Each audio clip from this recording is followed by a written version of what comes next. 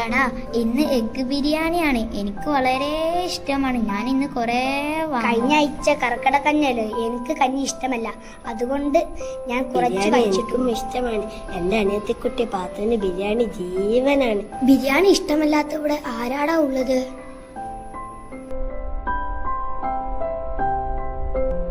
Good morning, students.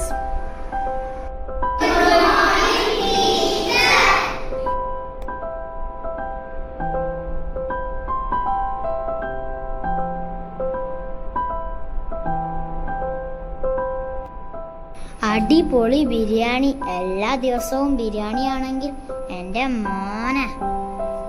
Biryani, chicken കറി, അവിൽ milk, നമ്മളെ school പൊളിയാണടാ. നീ എന്താടാ കഴിക്കാത്തെ? ഞാനിത് വീട്ടിൽ കൊണ്ടുപോവുകയാണ്. ഞാൻ സ്കൂളിൽ നിന്ന് കഴിച്ചെന്ന് പാത്തുവിന് വളരെ സങ്കടമാകും. അപ്പൊ നീ വിശന്നിരിക്കേ? അത് വേണ്ട, നമുക്ക് ടീച്ചറോട് കുറച്ച് ബിരിയാണി ചോദിക്കാം. ഇന്ന് സ്പെഷ്യൽ ആയതുകൊണ്ട് വീണ്ടും ചോദിച്ചാൽ കിട്ടുകയില്ല, അതുകൊണ്ട് ചോദിക്കേണ്ട.